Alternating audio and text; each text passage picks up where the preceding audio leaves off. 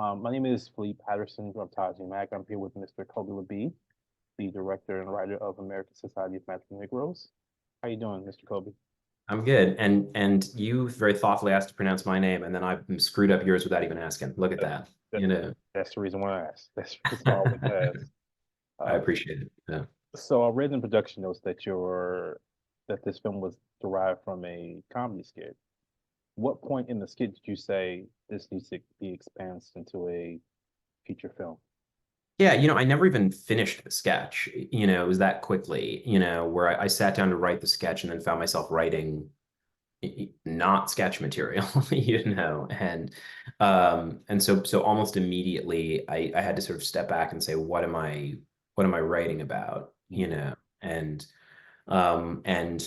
realized that I was writing about this trope and this magical Negro trope and wanting to criticize that, but also writing about the very particular defense mechanisms that I've been taught to survive as a Black man in America and my ambivalence about them and the work I've had to do to sort of get past some of them.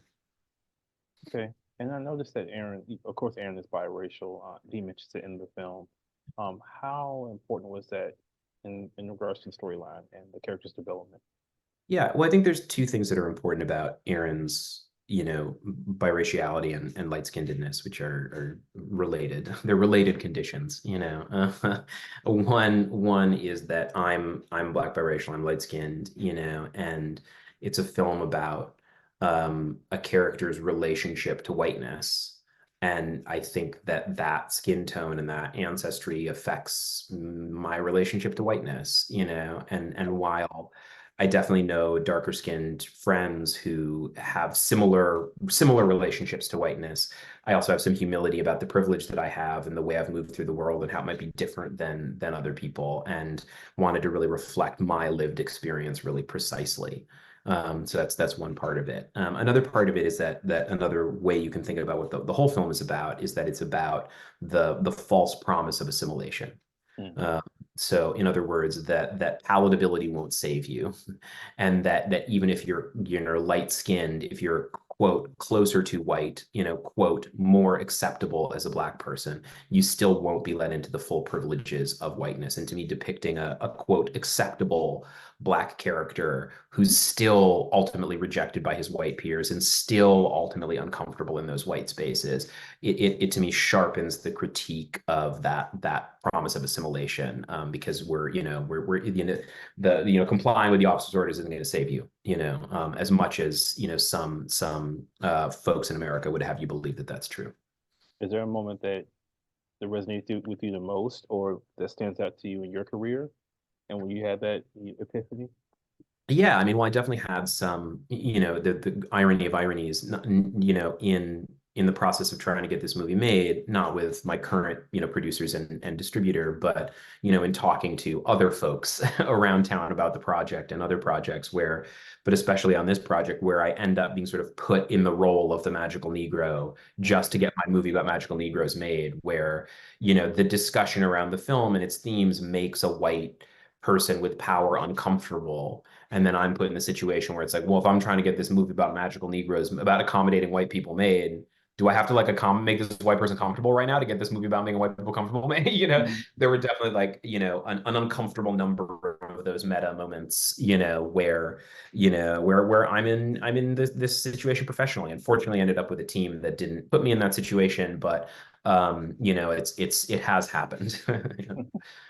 Okay, and then what did the original script look like? Was there something? Was it more edgy than it is, or less edgy, or do you You feel know, like it's it edgy is a funny word, because I think that people hear the word satire and expect it to be angry and expect it to be sort of accusatory, right? And sort of deliberately sort of go out of its way to try to, like, especially with a racial satire, to really sort of like, sort of dunk on white people, like, and listen, dunking on white people is a beautiful thing, and I support it in every context.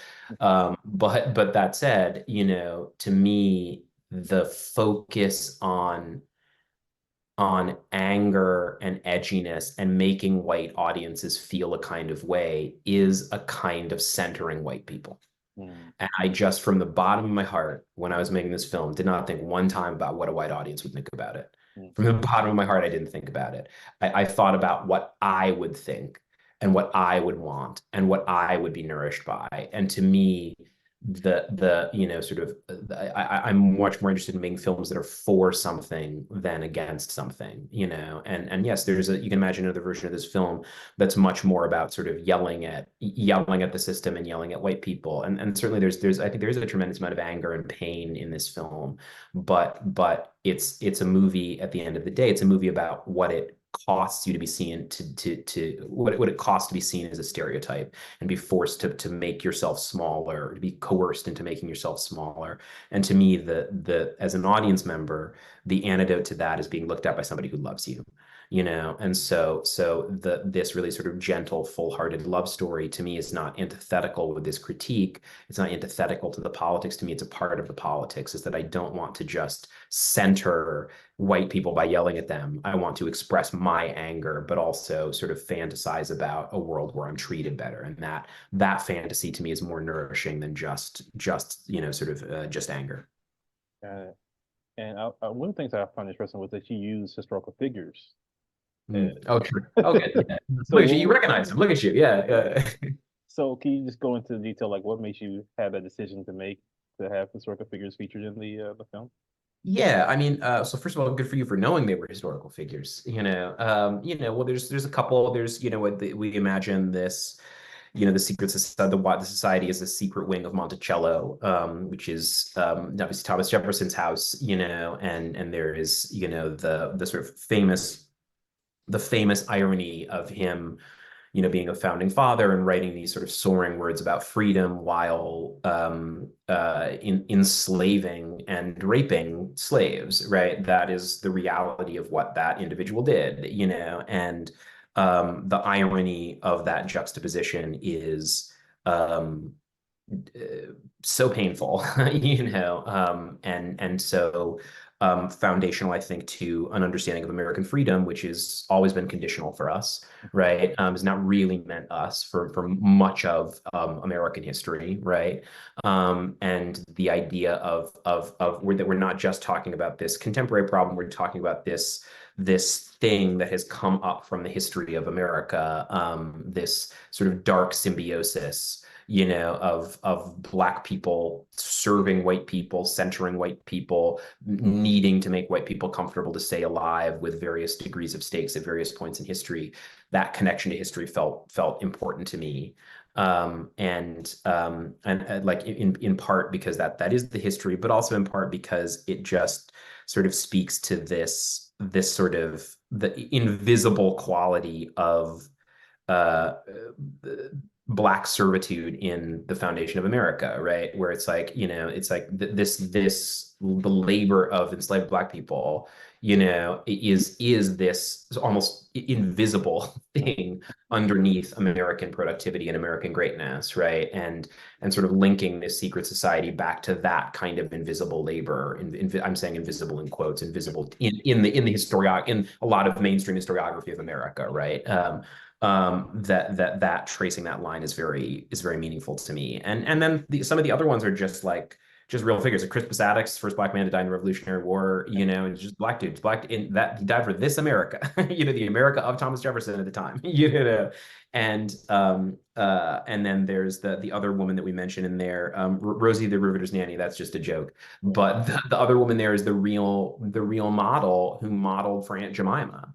Wow. So she was, a woman who was probably extraordinarily underpaid, given how much her image is sort of floated around in the years since. But that was a real woman. That Aunt Jemima was based on a real Black woman, and I liked the idea of just sort of tipping a hat to her because she had a life and was a person, and then the James Van Der Velde, all those pictures, certainly all the pictures we sent her, but most of the pictures of Black people are James Van Der Velde portraits of real Black people, which I think are just stunning.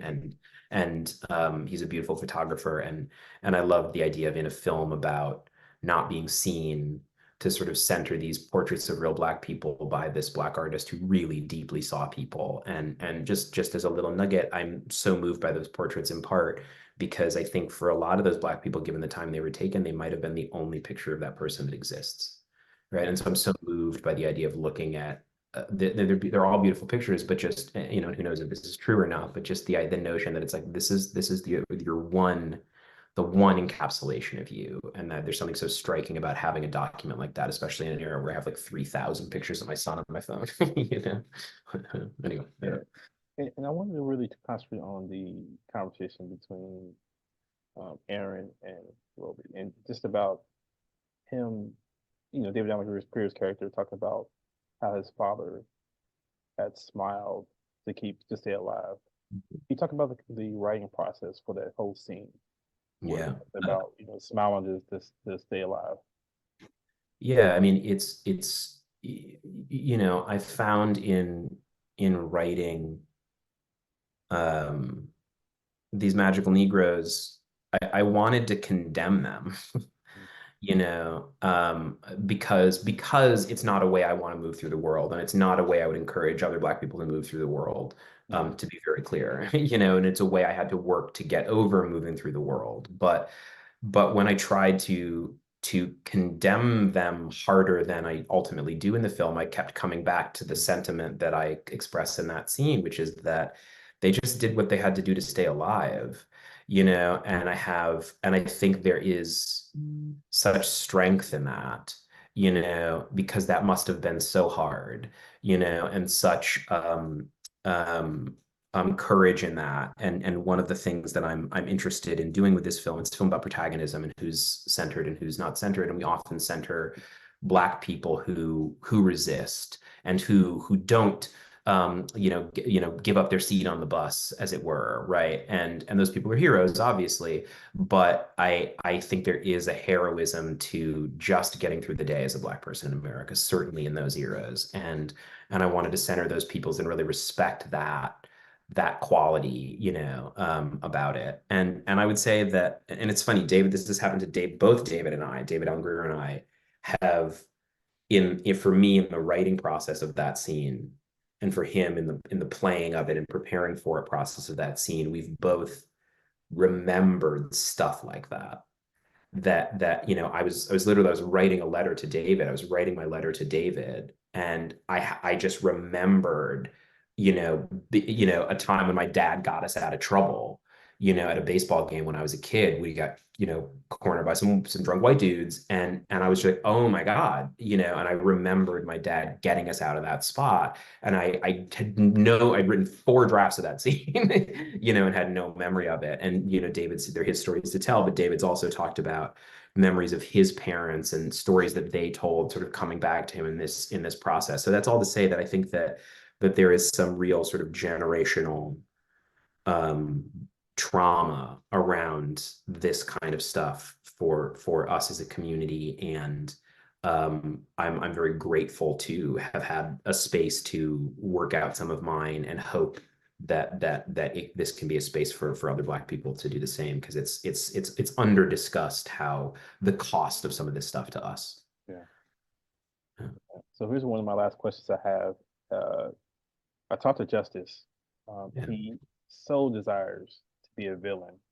Um, are you gonna work with him on creating a film where he's the main villain? And then how would you picture him in You the know, villain in the film?